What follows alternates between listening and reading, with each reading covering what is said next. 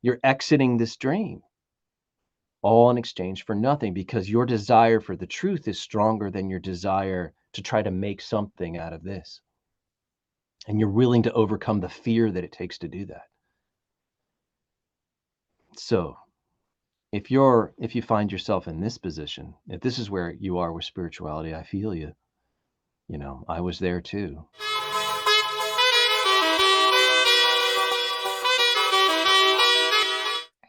Welcome to Silent Sage Speak, the podcast where timeless wisdom meets the present moment. I'm your host, Sukhdev Virdee, and in each episode, we delve into the profound teachings of non-dual masters, those who have transcended the boundaries of duality and revealed the simplicity of existence. Join us on this journey beyond words as we explore the essence of being with those who have realized the truth that goes beyond language, beyond thought. Open your mind, silence your chatter, and let the wisdom of silent sages resonate within you. Today, my guest is a multi-award winning best-selling author known for his Spirituality for Badasses book series. As a young adult, he suffered from depression, which initiated a lifelong spiritual search. And today, with over 30 years of experience in non-duality, Advaita Vedanta, Buddhism, and Zen, he himself is a speaker, a mentor, a coach, and a best-selling author of 4 books on spirituality. I'd like to welcome to the show the spiritual badass himself, Stewart Dixon. Welcome to the show, bro. Thank you, Sukhdev. That's really awesome. I haven't had an introduction that nice in a long time, so that was well done. I think let's just wrap up the podcast right there. That's all I need. So it's you been know, great talking. uh, I was just going through the emails that we sent to and fro, and I asked you what you'd like to talk about, and your reply was, I want to talk about being enlightened rock stars." So Yeah, you have a history of music, and let's yeah, start off with that. sure, man. Of course, that's the first thing that you shared with me, Yeah, is that you went through as part of I'm assuming, as part of your path, life process, your evolution as a soul, you decided, hey man, I think I'm going to try out this musician rock and roll thing. yeah, yeah, yeah, And I too went through that. In a big way. uh, um, I was obsessed with music from the time I was 18 until I was about, let me see, 35-ish, somewhere in that neighborhood. So for a good 20 years, I um, I had a band, and I wrote a rock opera. I had 2 CDs. I was a songwriter, played guitar, keyboards, I wow, sing. Yeah, and part of my process was this just I think the biggest like thing that I got out of music was thinking outside of the box, getting in the now moment zone of what in the way that music has to offer it, and the utter creativity involved in it. And I had a great time with music. It was very liberating, very freeing. But ultimately, I couldn't earn a living at it, so I had to switch professions. And I grew up, I got married, and so but it provided a real beautiful space of just, yeah, I think of being in touch with um, the inner flow and the inner meditative state that can come through music. I don't know about you, but what was yeah, your experience with yeah, yeah. music relative to meditation? You know that once you're into music composing or you're working on something, and suddenly you might just come out of it after about half an hour and realize, or maybe after 2 hours, and just realize, where did the time go? I mean, it's like time stood still during that Yeah, time. And that's the yeah, same meditative state that you get into. Time yeah, stands still, and this just things are happening, and it's like magic going on, but time is, yeah, and you are not there. yes. Yeah, Yeah, that's a really good salient and and important point about creativity. I think that when creativity is expressed well during the actual creative process, during the moment that you're writing or you're figuring out how to do a song or you're painting or whatever, that's what's beautiful about it, is that somehow more of your being nature is expressed and comes forward, and the ego and the mind, if done, in my opinion, correctly, sort of sifts to the background so Right. that you're more of a conduit Yeah. for creativity, for that flow. And I still, I'm sure you as well get into that space when I write. Oh, Uh, yes. it's just, yeah, it just is really, really is a beautiful space. And so I learned how to get into that space Oh, from music.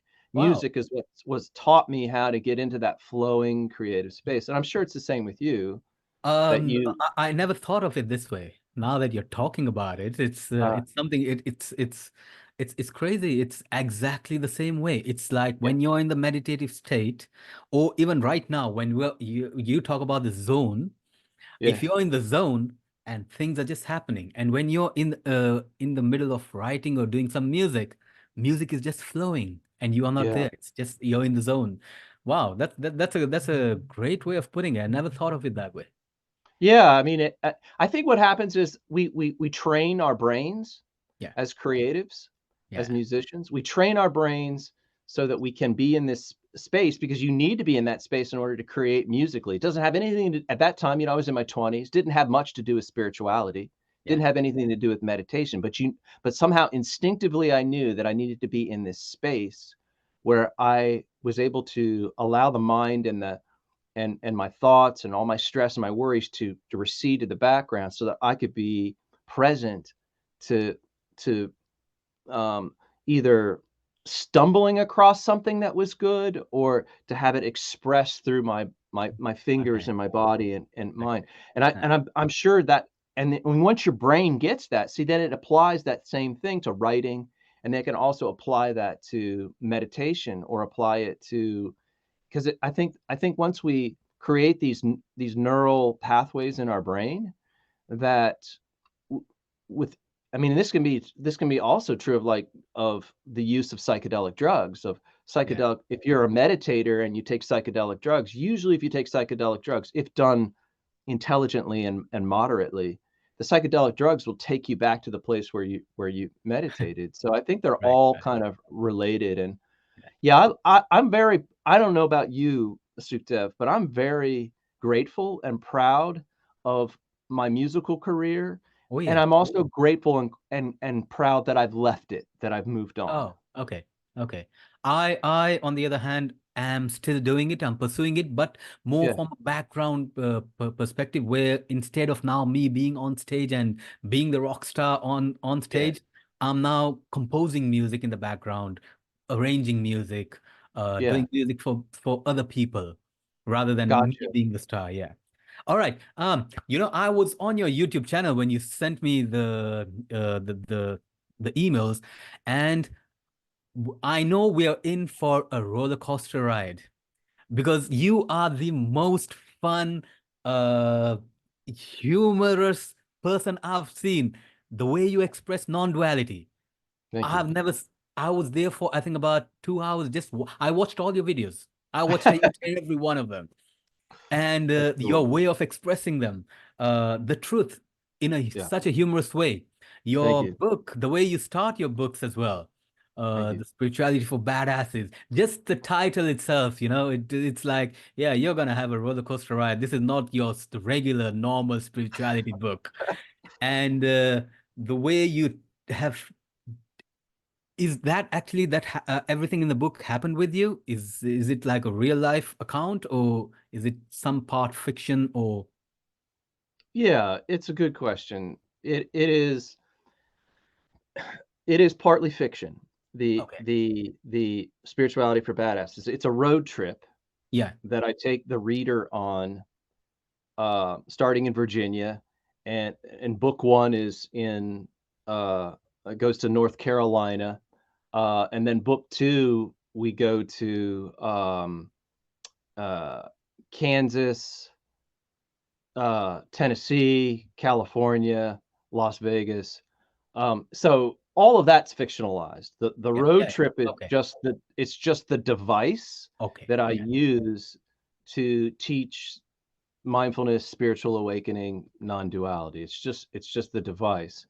yeah, But I interject in this quasi-fictional yeah. road trip my experiences about mindfulness, spiritual awakening, and non-duality, and all that's very real.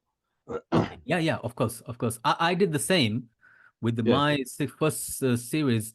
My reason of doing the injecting a story was to help the reader visualize, use your imagination, picture yeah, it, and that makes the reader, I don't know, for at least for me, it makes you remember it much more easily. It makes you imagine that you are going through this journey yourself. Whoever the main character is asking the questions that you have in your mind. You know, yeah. he's doing all the things that you would want to do. So, how did you then finally come down from music? How did, let's talk about how you got into non-duality. And I'm just going to let you talk. Sure, man. Well, as you said in the introduction, I suffer from depression, Yeah. and that's a pretty good motivator for a lot of people, and a pretty big invitation from the universe. And there are two ways that one, of course, can deal with, well, there are multiple ways that one can deal with depression, but in my youthful mind's eye, there was two ways. There was, okay, I can go the conventional Western psychotherapeutic route, take antidepressants, um, and see what comes of that. Or again, in this is my 18, 19-year-old brain, I can try spirituality and see if there's anything to it. So I didn't really want anything to do with Western therapy, or uh, antidepressants. Everything that I had read about it, it just seemed way too inside the box for me, and just didn't seem like it was going to give me the results that I truly wanted. So spirituality was what I was left with, and in brief, my spiritual journey began with out of body experiences. I had a few of them, which then proved to me, okay, there's something to spirituality. I had these repeated out of body experiences when I was very young, and then I continued to be depressed despite having some success with meditation and success with these out of body experiences. I was still depressed. So what when I ran into non-dual teachers, they were talking about this freedom from the depression. They were talking about freedom from anxiety, freedom from a sense of unworthiness, freedom from a sense of feeling like you were born on the wrong planet. And basically they were talking about something that resonated with me, that seemed like it was pointing to happiness itself unconditionally. And that was very appealing. But I think the key thing for me, Sukhdev, that really resonated, the why I got involved in non-duality with a bunch of different teachers and gurus, was whenever I would listen to them, a sobering, heavy quality would overtake my body.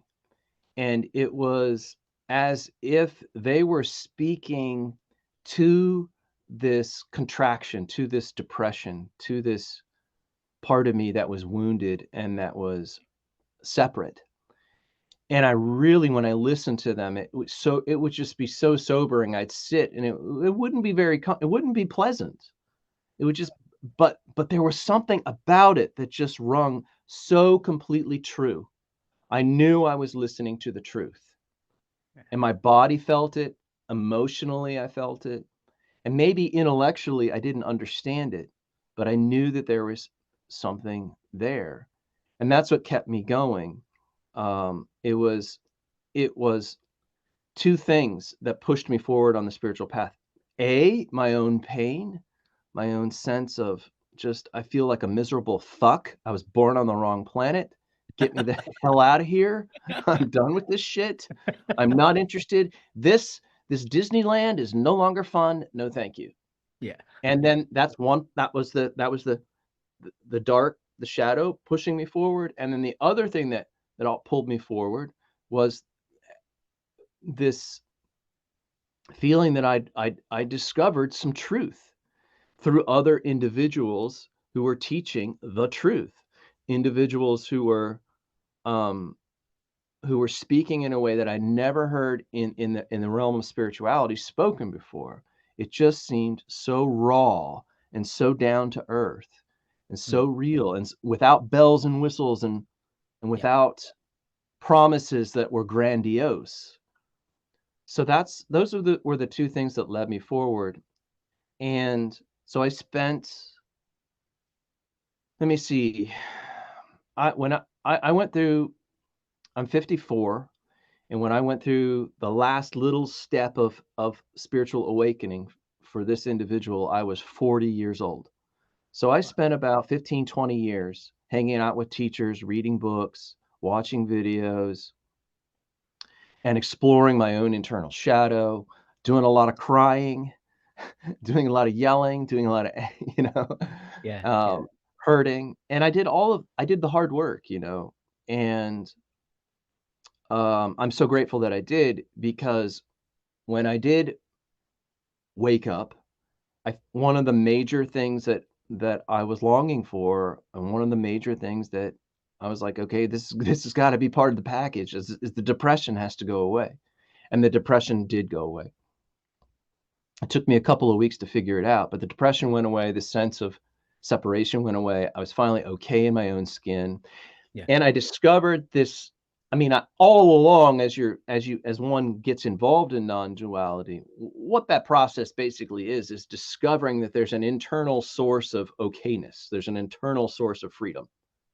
Yeah. And so that's what I realized, that it's always there. Yeah. And that's my true nature, is that emptiness, the Uh-huh. nothing, the absolute nothing forever, Yes. the Yes. the Yes. the the paradoxical nothingness that is appearing in this somethingness. And so um, all that unfolded. Again, I'm very grateful that it did. The depression went away. And then here's why so in your comment about my YouTube site and being humorous and funny and iconoclastic, and I'm the first, you know, I'm very happily will curse and Yes. use all sorts of colorful language. That's my, you know, that's my thing. The reason I do that is because I didn't get involved in this to be a spiritual teacher.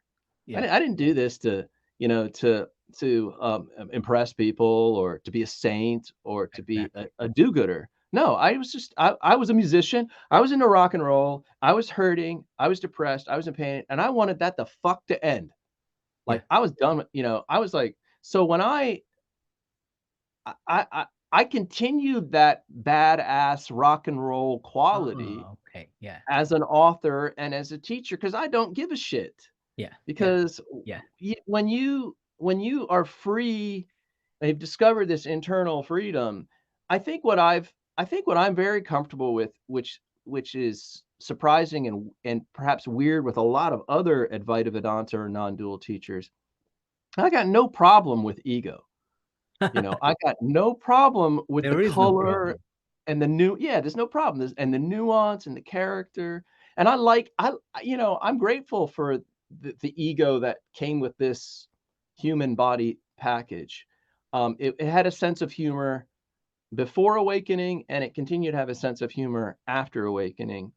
And Yeah. I'm not going to try to represent myself solely as the teacher that is, Mm.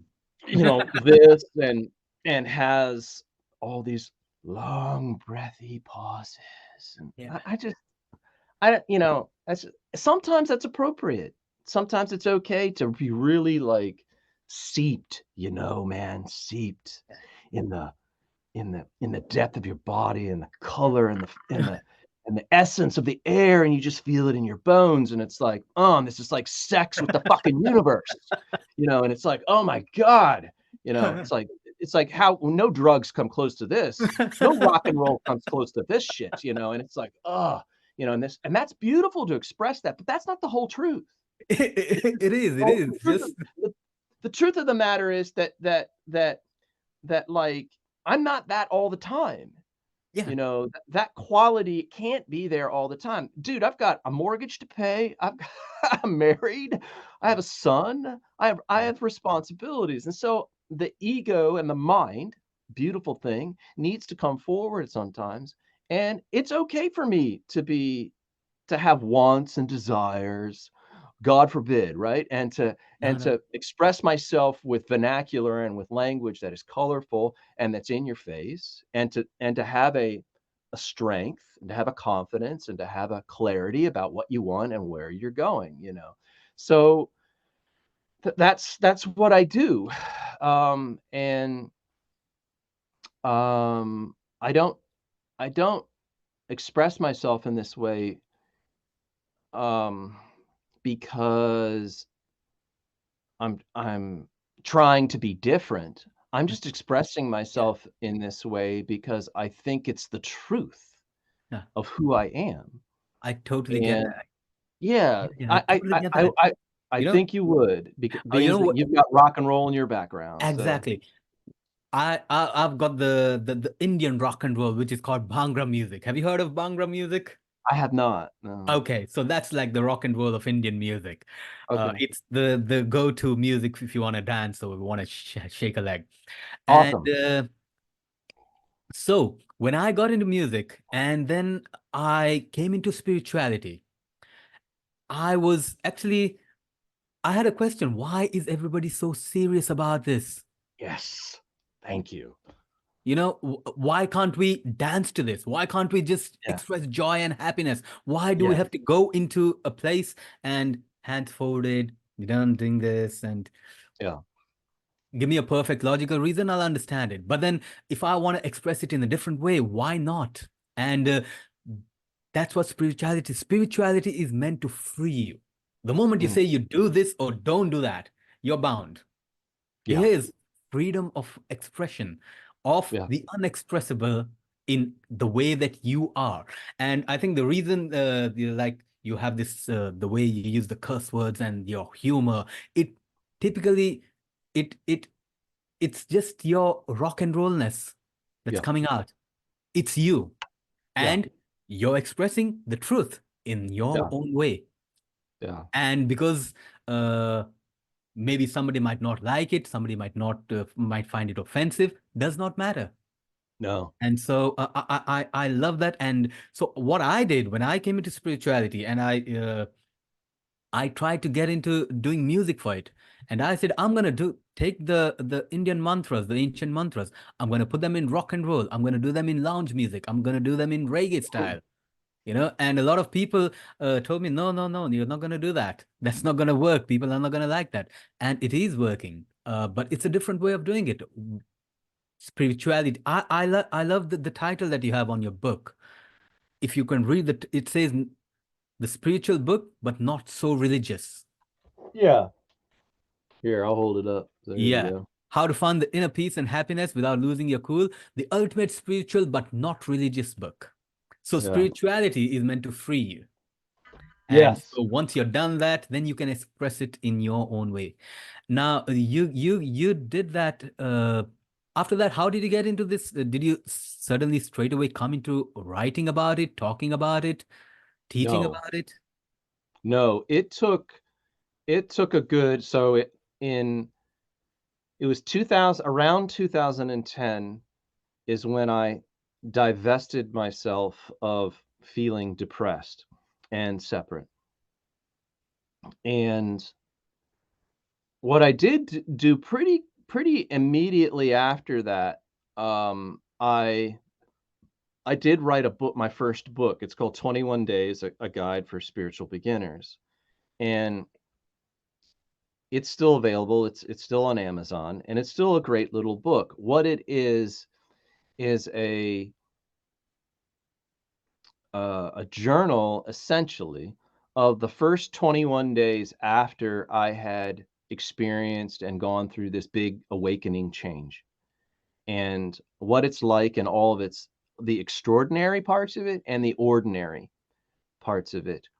So I did write a book pretty soon afterwards, that kind of detailed what I was feeling, how this awakening expressed itself in life, how it was strange, and how it was I had to kind of adjust to it.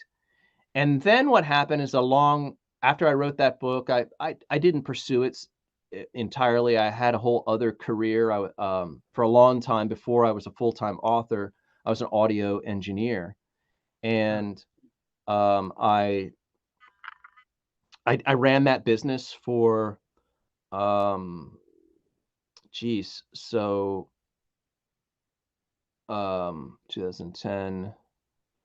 I ran that business for basically another 11 years, and it took me that long to really find my voice after awakening to realize that I needed to express it in the way that I expressed it in Spirituality for Badasses. So basically, I just for 10 years, I was a householder, Yeah. and I had my uh, wife and son here in this house and a business, and I ran it and plenty of good customers. And um, I was just, I'm a big fly fisherman, so I would fish, and I just lived my life, you know.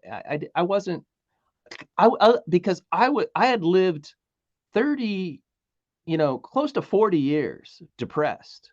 Oh, wow. Um, well, it was my whole adult life. Let's say 20 years. 20 Yeah. years I had lived with Still a long depression. time. A Quite a long long time. time. Yeah. So I was just wanting to be living a part of my life not fucking thinking about spirituality, Yeah. not thinking about trying to get anywhere, do anything. I just wanted to be. I just I just wanted to live a life free of this sense of like I'm on the wrong planet. I don't like Correct. myself. I don't love myself. And it was really nice to live that way where I felt comfortable. I had a sense of self-worth, of Yeah. confidence, of internal love, of this sense of I'm okay. And so I did that. And it took me a while to realize, see, I tried to express myself the way that most Yeah. non-dual teachers do, because that was just kind of the Okay. thing that you did. And I wasn't very good at it. Yeah. Yeah. Yeah. You. I sucked at it. So because I sucked at it, I realized, oh, something's off. I need to express Okay. myself in the way that I should be expressing myself. And that's when I wrote 21 Day or when I wrote Spirituality for Badasses. And that was right at the when the pandemic, when COVID Oh, started. yeah. Okay. So, and that was a hit. It really did well. I've sold something like 50,000 copies of that Oh, book, wow. and yeah, and I've done quite a few things with it. I now have, I have a whole career going on as an author, and I love it, and it's awesome. But where was I going with this? Uh, it takes. I think that the awakening process is an unfolding process, basically. Yeah. That that there's adjustment periods, and for Yes. me, I had a long adjustment period, and I think I'm going through another one right now. You know, another a big adjustment period relative to spirituality, and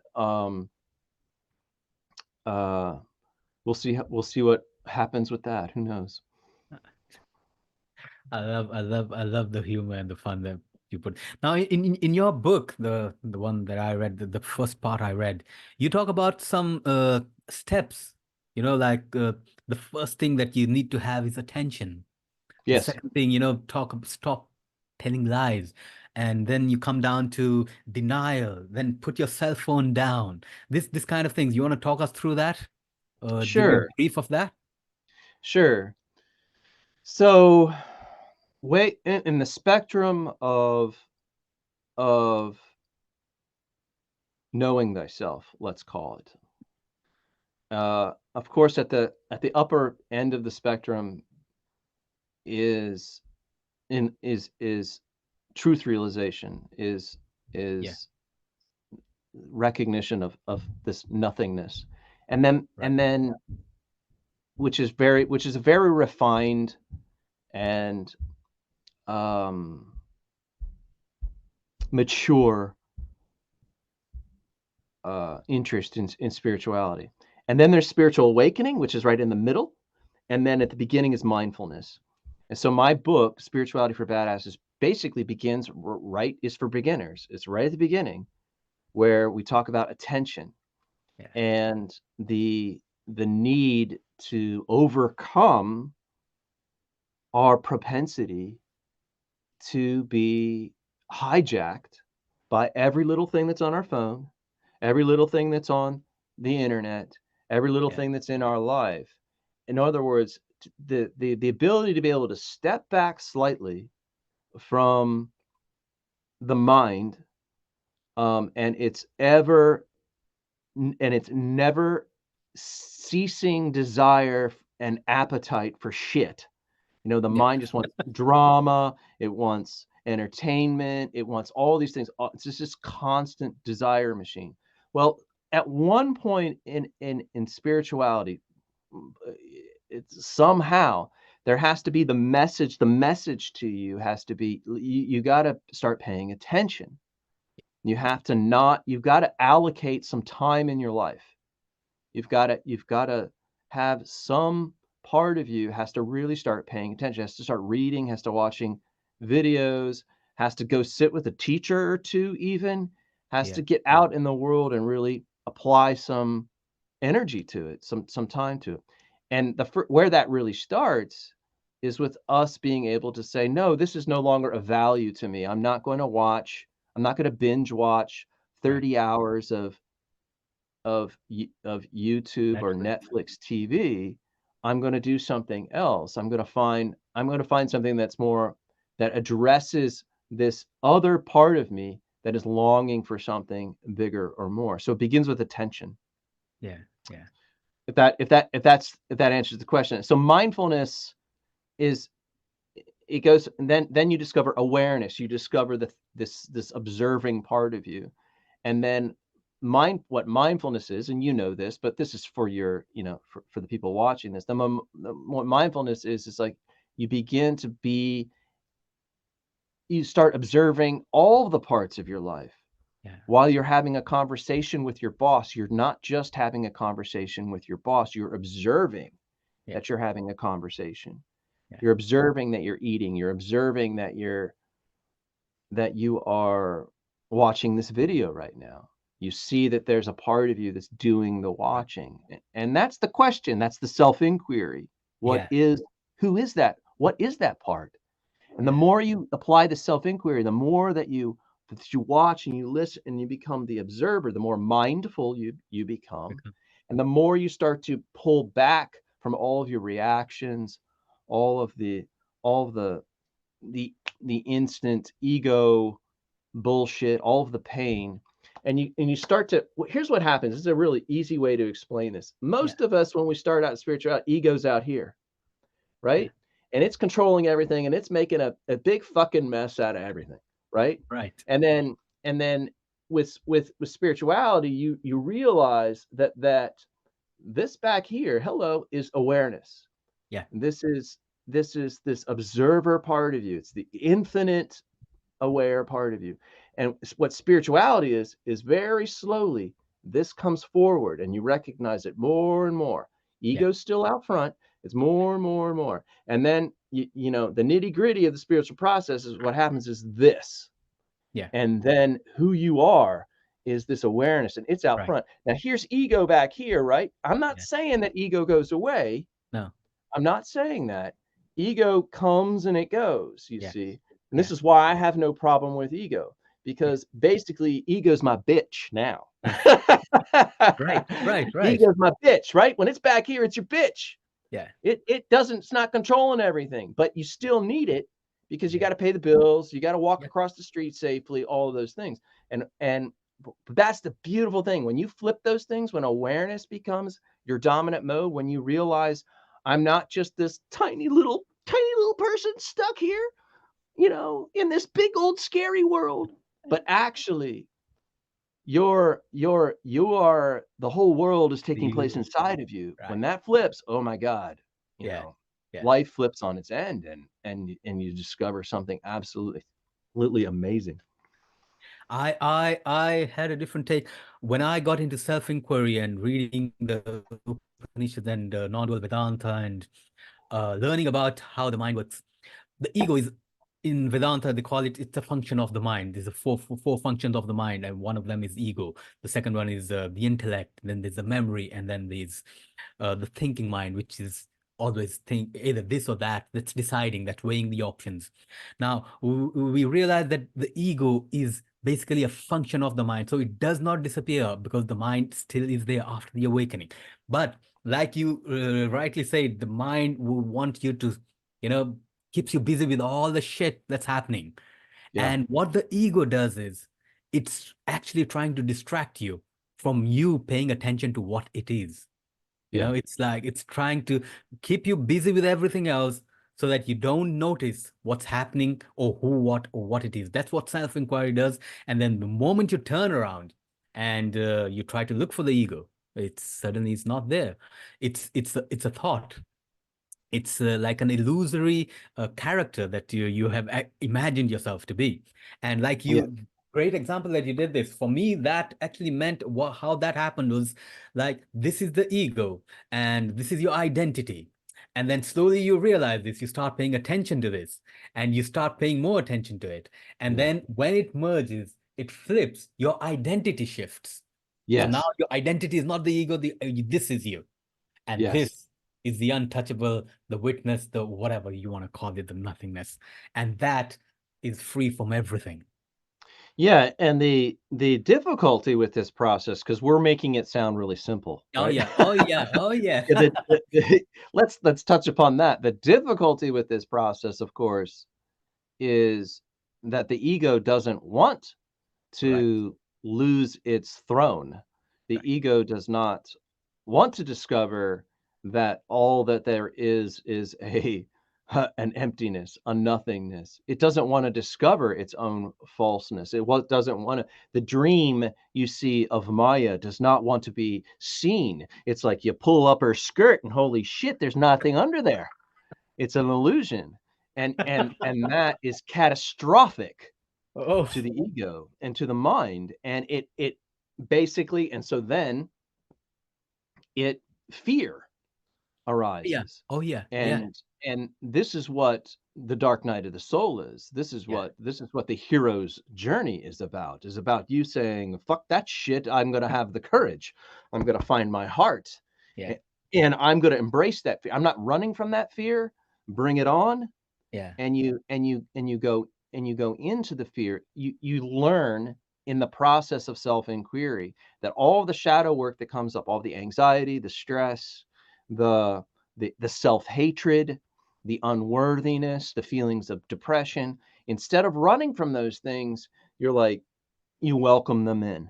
Yeah. And the thing that is able to tolerate them, the thing that is able to embrace them and hold them and love them and ultimately transform them is the Awareness. awareness, is this emptiness, is nothingness Yeah. itself that Yeah. you bolster, and the more that you do that, you're able to like take all the wounds that come with being a human being, and that's in you, and you hold them. And then slowly over time, those wounds tend to just kind of dissipate, tend to go away, and you live a life that's a little freer. Not perfect. It's No, another no. thing too. Not perfection here, not at all, Yeah, but yeah. When I got yeah, into it, also I thought, what would it be like to, transcend pain and suffering and yeah, have a life, of happiness? That's what I thought. And then yeah, when you realize, no, you have shifted your identity, but life ups and downs will carry on. And in fact, if you see most of the sages, Ramana Maharshi and all these other ones, they actually like Ramana, Nisargadatta Maharaj, and even Ramakrishna, they all died of cancer. And it yeah, seems like very painful, but yet they had transcended it. but Yeah. the body and the person has to go through that. So Yeah. on the other side, before you realize it, you think, oh, it's all going to be happiness. I'm going to have a smile on my face all the time. Fuck no. I had cancer.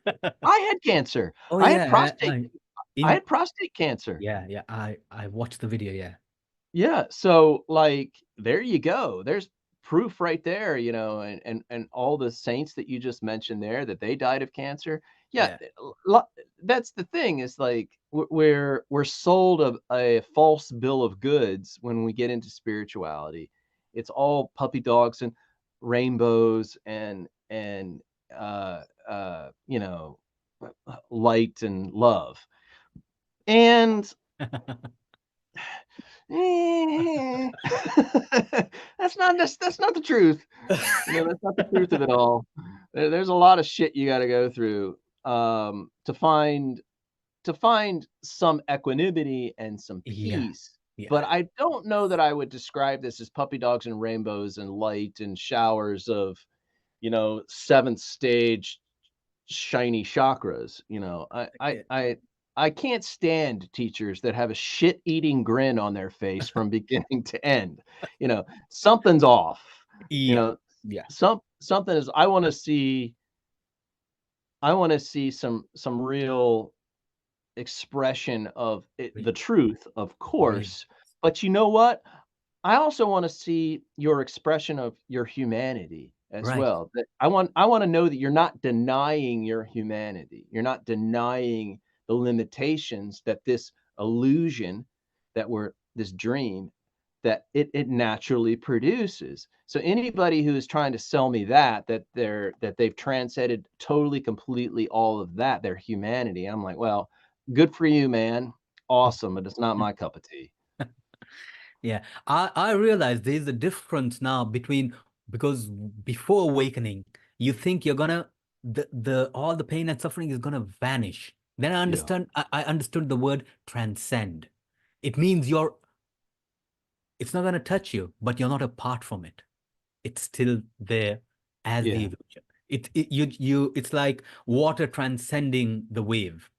The Yeah. wave is still there, and the wave is nothing but water. And the wave is still going to carry on with its journey, but water transcends it. It's not touched by what the Yeah. wave is going through. So I yeah, go on. well, yeah, I mean, it's a really paradoxical thing to talk about because quite naturally, you see everybody who gets involved in spirituality wants to feel good. Why Yeah, wouldn't you want to feel good? yeah, yeah, Because you've lived your whole, I'll carry your water analogy. You've lived your whole life in the desert, you know, where you're scraping and crawling and desperate for a little bit of water, and you have to work your ass off to get a little bit of water. yeah, And so it's quite natural when you pick up a book about yeah, spirituality yeah, that you want it to say, "Hey, there's light at the end of this tunnel." And you know, so a lot of times it gets conflated, it gets inflated yeah, to yes, levels that are not realistic because of the situation. It's very normal. You know, we all come into it wanting that. And then I think as you mature, you realize, oh, okay, the Santa Claus of spirituality does not exist. yeah, I yeah, am not going to sprout wings and fly. You know, it's not going to happen. But yeah, is there something? Here's the real thing. Is there something that you can point to that in spirituality that that is a thing that says, yes, this makes life better. yeah, Absolutely. yeah, Absolutely, it makes life better. It's like a partnership. It's like a partnership with this ineffable, mysterious, strange, archetypal uh, quality of existence that you have, at least to some little degree, have touched, and you've partnered with it.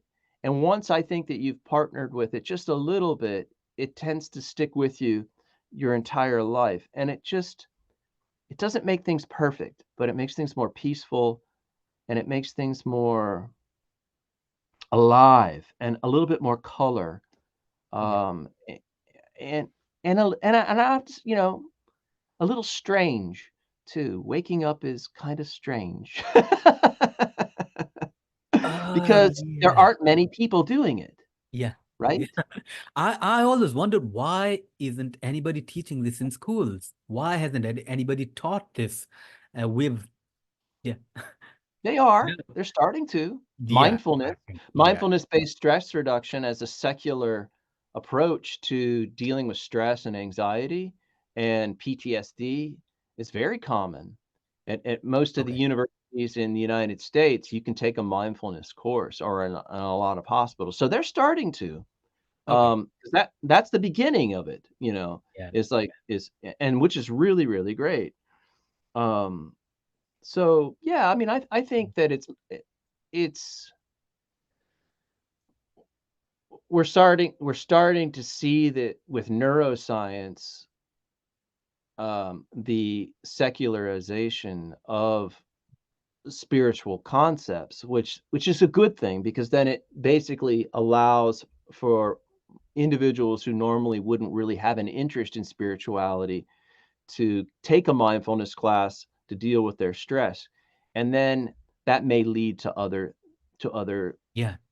in investigations, Right. so I think we're we're getting closer. We're evolving slowly, very slowly. Uh, on your website, you take a lot of I think you do workshops, you do talks, you do one-on-ones, you do mentorship, you do coaching. Yes. Do you work with people like on Zoom calls, or do you take group classes? Do you do um uh, let me just mention, I'm gonna put the link of the website down, and it's spirituality for badasses.com. And what do you how do you take somebody from where they are to where you would want them to realize the Well, where that's they a really good question. So, I I'm if my goal as a teacher, whether it's a one-on-one consultation or it's in a class setting. I just did a class. I just did class. There were a handful of people in it. There's about half a dozen people that were in it. And it was actually, again, I'm Mr. like, break out of the box, out of the bounds type of teacher. It was a cannabis and mindfulness class.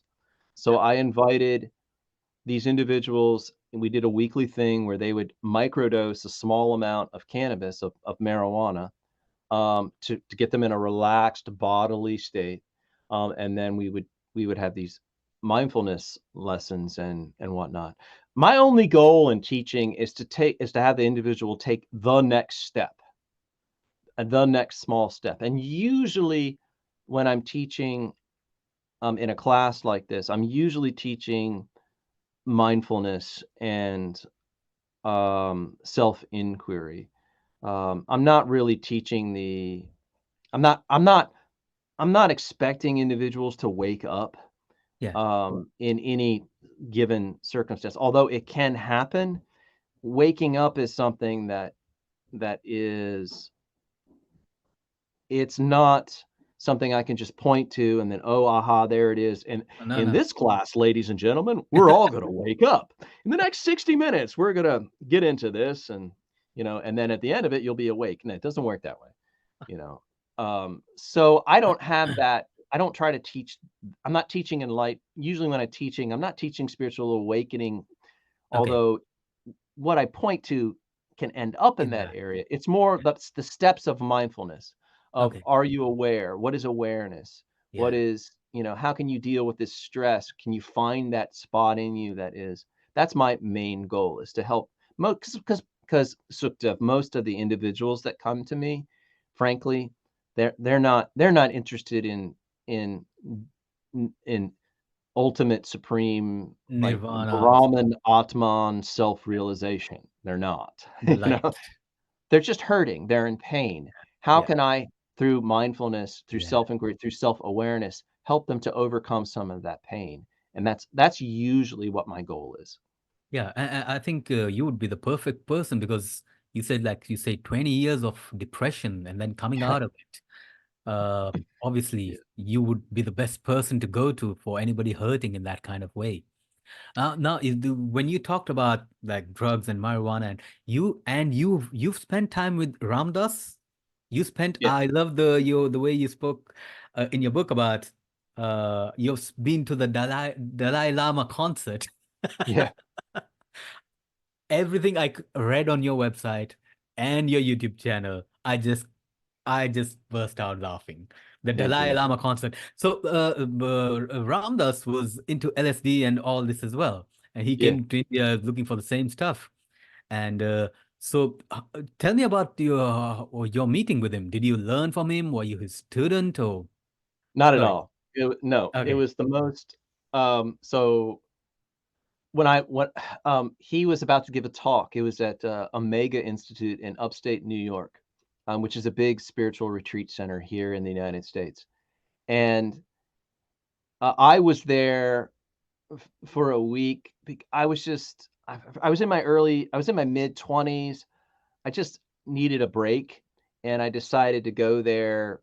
It was what I could afford, and I knew there was other spiritual people there, and it would be basically fun, you know. So I went there. I didn't even know that Ram Dass was teaching that week at Omega, and he was, and oh, Ram Dass is speaking, and I hadn't purchased the Ram Dass um, like package, you know.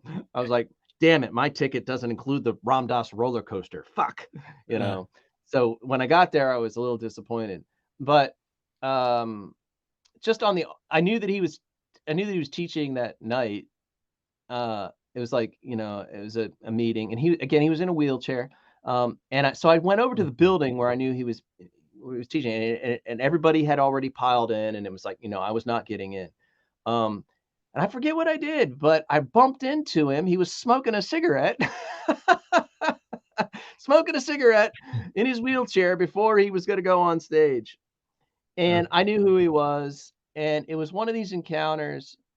I didn't really, I didn't really speak that much to him. I just, hey man, how's it going? He was like, good, you know, and I was like, oh, you're about to teach a class or something like that. And he just, yeah, you gonna come? I was like, well, I didn't get the. And he was like, oh well, you know, we'll run into each other again maybe this week or whatnot. And it was just that's all I Okay, remember okay, really. okay, okay. So it wasn't much, Yeah, but I don't want to like I've had other encounters like that as well with teachers, and I don't want to poo-poo that experience, and here's why. Because when you meet a spiritual rock star, which is basically yeah, what he was, there's something about that feather in your cap, about that kind of accomplishment that bolsters the spiritual ego uh, that says, "Wow, I'm kind of in it. I met Ram Dass, you know.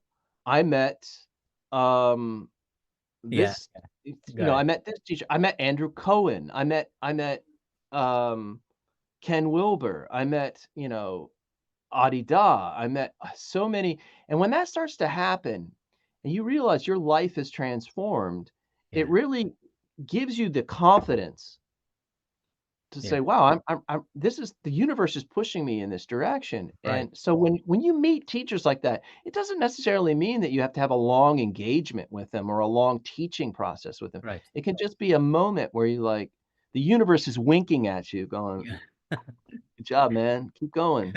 yeah. That's how my encounter with Ram Dass was. Okay. Yeah, yeah. So with yeah, it's gonna get. I think I gotta let you go in some time. So I want you to talk about. You have some books coming out this year, next year. Yeah, I think three books. yeah. You want to talk about how people can get in touch with you, what all you offer, what can we expect from you in the next few months, years? Um, Sure. yeah, Thank you. Well, my all the books that Spirituality for Badasses book series, there are 3 of them.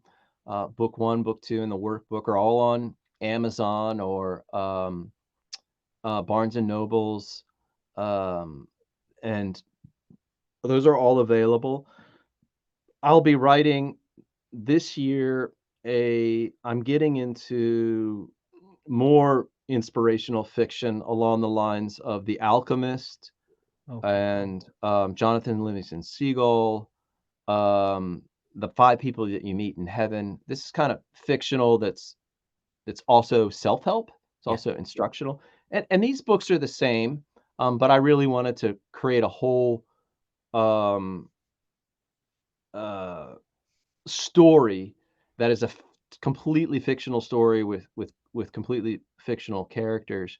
And the first one of those books is called The Fisherman's Bible, and I have I don't know how it's going to unfold. I have a literary agent, and we're getting close to signing with a publisher with this particular book, and that'll be later in the fall. If you want to follow what I do, of course, you can go to J. Stewart Dixon YouTube channel. Yeah. You can go to um, also if you can get to my website two ways, jstewartdixon.com or spiritualityforbadasses.com. And yeah, that's it really. My books that are coming out are should be I'm going into a different area, and it should be fun to write, and I'm very much looking forward to sharing those with the world as well. It's my cup of tea. My rock and roll Yeah. expression continues. Basically, is the bottom line. Wow. Wow. I think this is going to be the first part of a trilogy, right? The one Yes, coming this fall. yeah, it's called the Hero's Journey trilogy. And again, these are parables and Yeah. are fictional Oh, parables okay. and are a story that is meant to deliver a message, is meant to deliver a teaching of some sort, all in very different ways. I won't go into all the details Okay. Yeah. about Yeah. that, Yeah. That's but fine. That's fine. I'm looking forward to, you know, how you have an album or a CD or, you know, a couple of new songs and you release them in the world. They're your children, you Yeah. know. Yeah. Go Yeah. children, go forth and populate and make the world a better place, you know. And do your thing. That's what my books are. So we'll see what happens. Wow. One last thing, I've got to tell you this. It's been on my mind since the first video I saw of yours. In fact, the one that you put 2 days ago. Okay. If you can just give me those, it's the dialogues that you're speaking.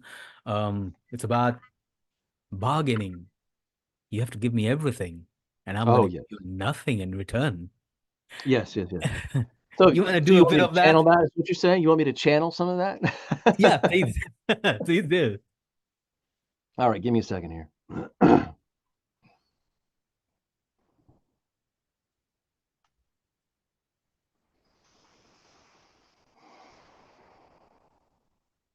So many of us, you know, we come to spirituality thinking that there's this great something that we're going to arrive to. There's this great mountaintop.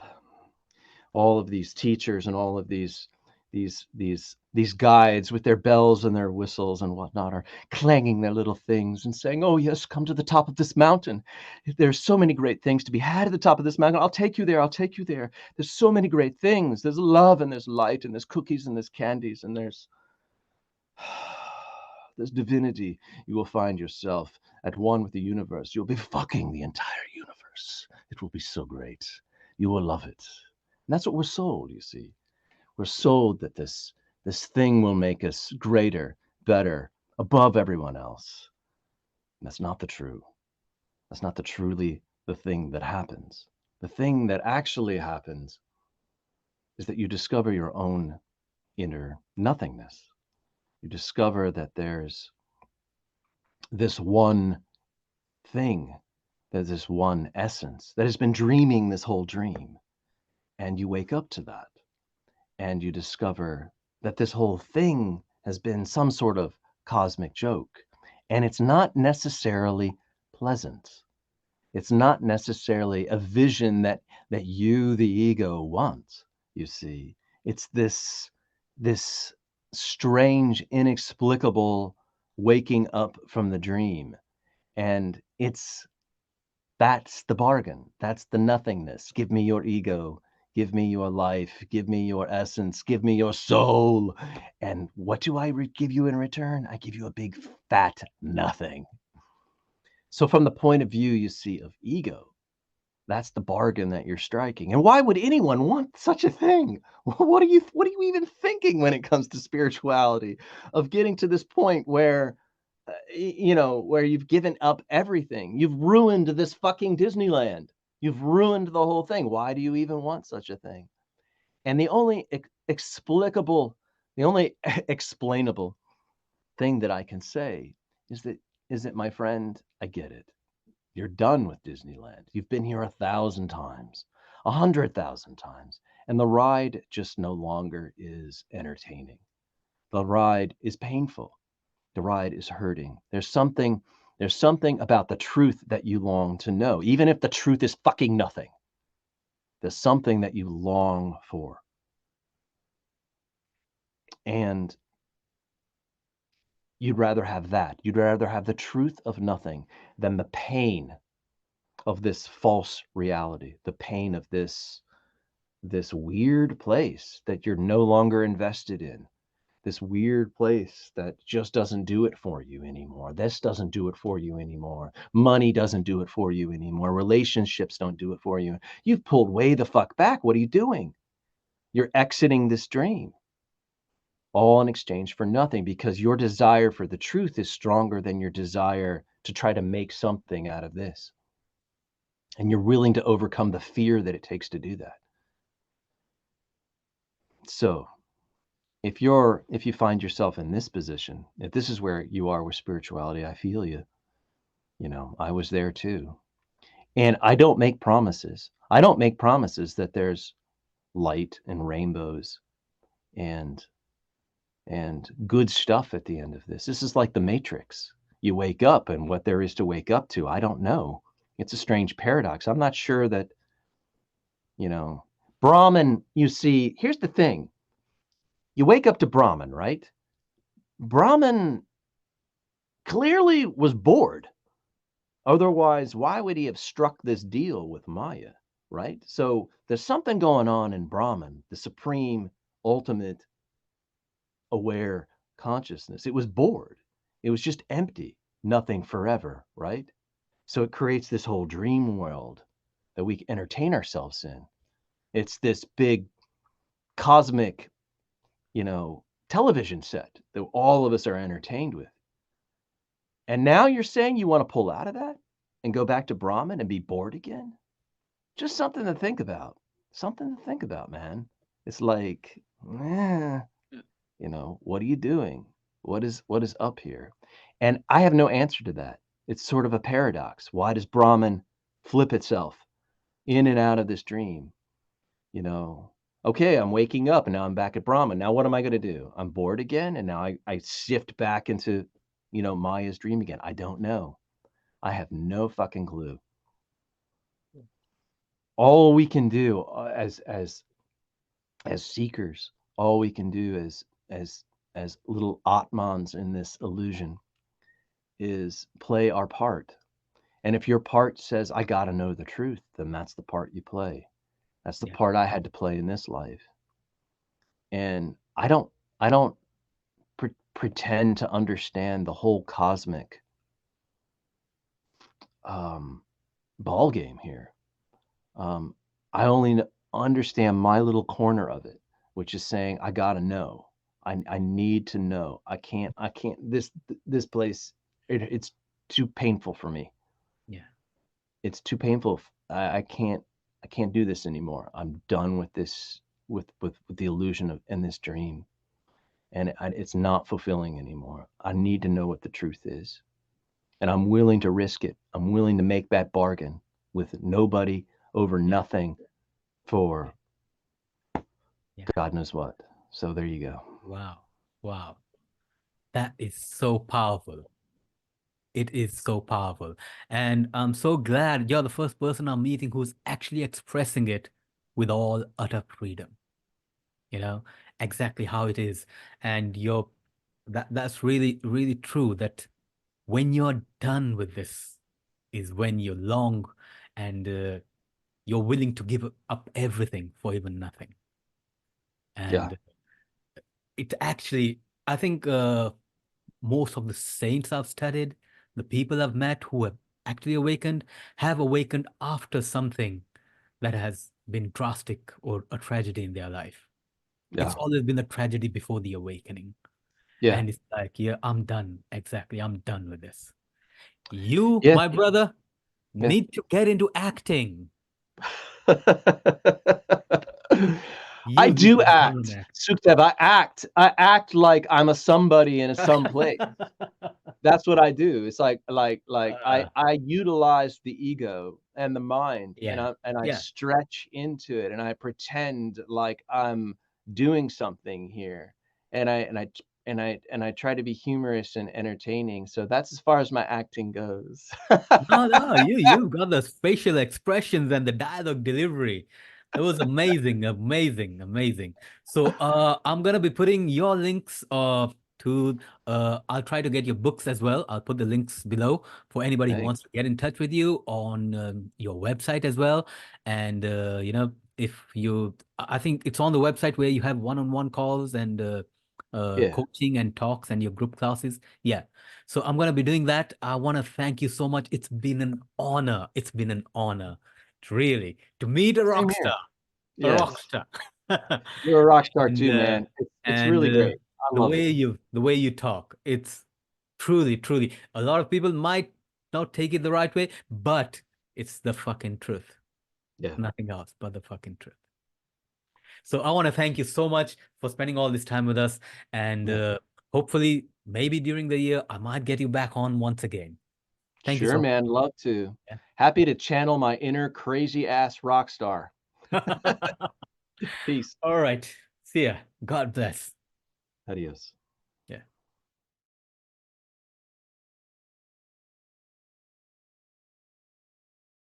In that moment, it became so clear to me that like that which I am has not changed, while everything that I'm experiencing is different.